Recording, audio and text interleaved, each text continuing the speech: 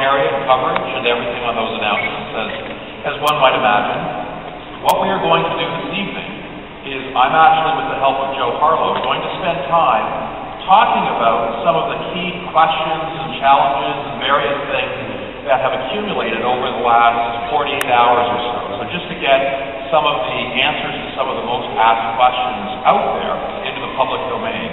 Obviously, there was a huge amount of information to share on Friday. We only shared what we could in that day, and what we're wanting to do tonight is to go even further and give you more of a sense. So essentially, we're going to cover 5 broad topics here this evening. The first that I'll start with is to talk a little bit about the dynamics and the nature of the deal and the relationship that has been established between Nokia and Microsoft. To give a bit more color to the background of what led to this, and also to give you a sense of the overall strategic balance that is being struck with this relationship. So to put this all into context, I want to give you a sense of the fundamental question that Nokia faced as we went through this process. Clearly, we were assessing 3 different paths forward for the company. There was the largely internal option, taking advantage of MeeGo and Symbian, and the need to build a third ecosystem somewhat on our own, but with the help of others. And as we have already talked about, there were issues in that area that caused us to continue to look at our second and third options. The second option, clearly, was to make a decision to pursue Android and to place a significant bet on the Android ecosystem. The third choice we had was to enter into a partnership with Microsoft to build jointly an ecosystem around Windows Phone. I want to sort of set your minds into the frame that we were dealing with at the time.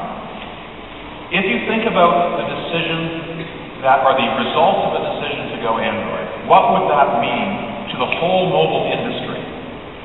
If you combine the current market share of Android with the market share that Nokia could deliver to Android over the next couple of years, it's a very large number, a very large number. One could believe that the mobile industry thereafter would be some form of duopoly, Apple and Android and some smaller players, with Nokia contributing substantially to the Android ecosystem. That's what the selection of Android could have meant in the context of our decision-making. Now, clearly, to Google, that has value. A decision to swing in the direction of Android, to play the role of the swing factor over to Android, and delivering some substantial market share to the Android ecosystem, would essentially have tilted the mobile ecosystem in that direction. And that has value that Google recognized. Now, think about the other aspect of this strategic consideration. And that is, a decision to go Windows Phone creates a very different dynamic. By moving in the direction of Windows Phone and partnering with Microsoft, we create an environment where now Windows Phone is a challenger, where we have created, as we've said repeatedly, a 3-horse race. For Microsoft, the consideration at Nokia of going in that direction had value, significant value. So think about that. What was really going on over the last several weeks, months, is not only were we considering the internal options, but we were also considering what was the right decision for Nokia as a company being suited by 2 of the world's largest technology companies who both recognize the critical importance of having a strong role in the mobile ecosystem. We went through that process and indeed were suited by both parties.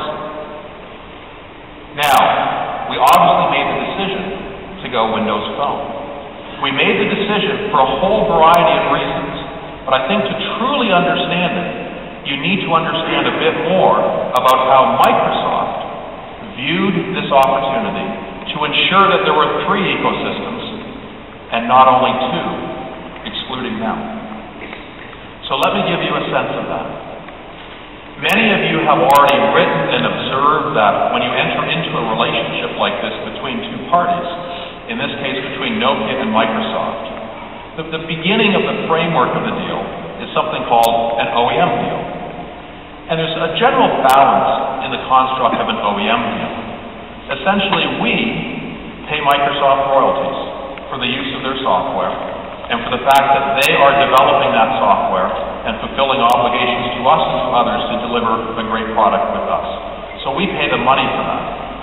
And of course, the balance to that transaction is that we are able to reduce our operating expenses. We're paying them, but we are not internally also developing a software platform ourselves. So you see the balance in that part of the transaction. Royalty flow to Microsoft, OpEx reduction to Nokia. Now it has been questioned by some of the analysts, does Nokia understand the significant OpEx reductions that ought to go along with that, with this transaction? And the short answer to that question is absolutely